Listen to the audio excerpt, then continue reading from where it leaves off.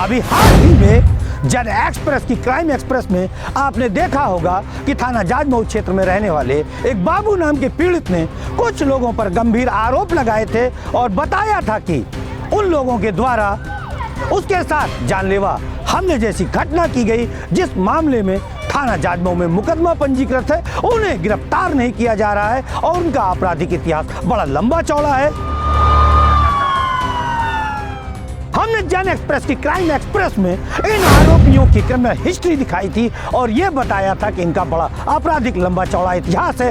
इस मामले में जो आरोपी हैं उनमें से एक आरोपी कामरान हमारे कार्यालय आया था और उसने सफाई दी है कि उसके ऊपर जो भी मुकदमे, उनके घर वालों के ऊपर जो भी मुकदमे गैंगस्टर आदि के दिखाए गए हैं, उन सब मुकदमों में वह सभी बरी हो चुके हैं और उसका राजनीतिक कैरियर है और यह एक सोची समझी साजिश है। फिलहाल हमने उसे मौका दिया उसकी बात रखने का। हम सबसे पहले आपको कुछ कागजात दिखा रहे हैं जिससे स्पष्ट होगा कि जो मुकदमे उसके भाइयों पर है या थे, उनमें उन्हें दोष मुक्त किया जा चुका है आपके सामने।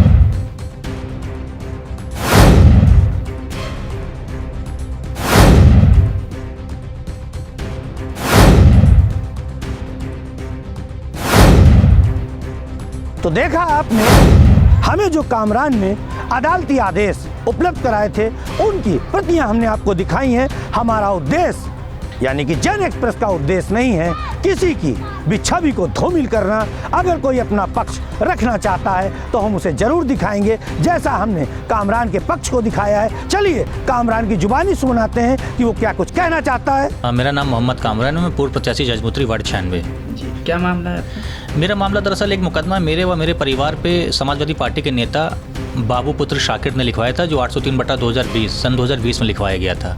ये मुकदमा पूरी तरह से राजनीतिक है। राजनीतिक विद्वेष के कारण मेरे परिवार को लगातार हैरान व परेशान करने की कोशिश की जा रही है, क्योंकि जाजमऊ उत्तरी वार्ड 96 में मेरी एक बढ़ती लोकप्रियता है। पिछला चुनाव में निर्दलीय चुनाव लड़ा था, जबकि उस चुनाव में मुझे लगभग 700 वोट मिले थे, क्योंकि वहाँ पर समाजवादी पार्टी के नेता लगातार हमें अपने निशाने पर रखते हैं, क्योंकि वहाँ पर आम जनता में मेरी छवि काफ़ी बेहतर है। इसलिए ये मुकदमा हमें आर्थिक शोषण करने के लिए मेरे परिवार पर लिखवाया गया है। अच्छा, कौन है ये जो मुकदमा आपके ऊपर? ये जो मुकदमा लिखा है, ये पूर्व में समाजवादी पार्टी के नेता शाकिर, उनका पुत्र बाबू पुत्र शाकिर, ये समाजवादी पार्टी का नेता है और जाजमऊ के एक बड़े भूमाफिया का उसको संरक्षण प्राप्त है, जो मेरे सामने उनके बेटे समाजवादी पार्टी के प्रत्याशी भी हैं। तो वो लगातार हमें इस तरह से परेशान करने की कोशिश कर रहे हैं ताकि हम किसी भी तरीके से चुनाव न लड़ पाएँ। और क्योंकि ये जो मुकदमा बाबू ने लिखवाया है, ये नो इंजरी का मुकदमा है। ये बाबू पुत्र शाकिर, सैफी पुत्र अनीस, इन दोनों के बीच का विवाद था, जिसमें मैंने बीच बचाव कराने की कोशिश की थी। बाबू ने मेरे विरोधियों से मिलकर, राजनीतिक विरोधियों से मिलकर ये मुकदमा मुझे रात के 12:30 बजे लिखवाया, जिसमें पूर्व चौकी इंचार्ज अनुराग सिंह की भूमिका संदिग्ध रही थी, जिसको मैंने समय पर लगातार पूर्व कमिश्नर असीम अरुण जी, विजय कुमार मीरा जी और लगभग हृदयानंद दीक्षित विधानसभा अध्यक्ष जी और लगातार संबंधित अधिकारियों से इसलिए मिलता रहा ताकि मुझे न्याय मिल जाए, क्योंकि योगी जी की सरकार है और मुझे ये यकीन है कि योगी जी की सरकार में अपराधियों पर तो कार्रवाई होगी, लेकिन निर्दोषों पर कार्रवाई नहीं होगी। इसलिए लगातार मैं कोशिश कर रहा हूँ, आपके माध्यम से अपनी बात पहुँचाने की कोशिश कर रहा हूँ। आपके ऊपर गैंगस्टर का मुकदमा है, 302 का मुकदमा है, इस पर आप क्या कहना चाहते हैं? देखिए, मेरे ऊपर कोई मुकदमा गैंगस्टर या 302 का नहीं, मेरे भाइयों पे, जबकि वो नाबालिग थे आज से लगभग 19 साल 18 साल पहले। तब इन्हीं के लोगों ने, समाजवादी पार्टी के लोगों ने, एक गरीब की हत्या हुई थी, उस मुकदमे में राजनीतिक रंजिश निभाते हुए मेरे परिवार के तीनों भाइयों का नाम डलवाया था, जिसमें मुख्य भूमिका मेरे रिजवान भाई की दिखाई थी, जो कि उस वक्त पर नाबालिग थे, उनकी उम्र मात्र 14 साल थी।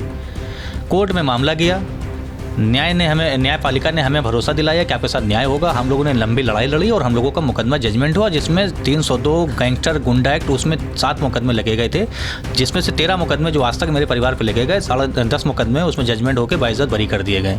उनकी कॉपी हमने आपको सबमिट करा दी, आप देख सकते हैं। तो सुना आपने कामरान ने क्या कुछ कहा है। हालांकि कामरान ने जो उसके ऊपर 307 का मुकदमा दर्ज है, उस मामले में हमें कोई ऐसी रिपोर्ट नहीं दिखाई है जिसमें उसे क्लीन चिट मिल गई हो। लेकिन एक बात तो जरूर कहीं ना कहीं संदिग्ध है कि अगर उसके भाई को पुलिस ने जेल भेजा था तो अभी तक उसके खिलाफ चार्जशीट क्यों नहीं भेजी गई। और सबसे खास बात कि इस मामले में 2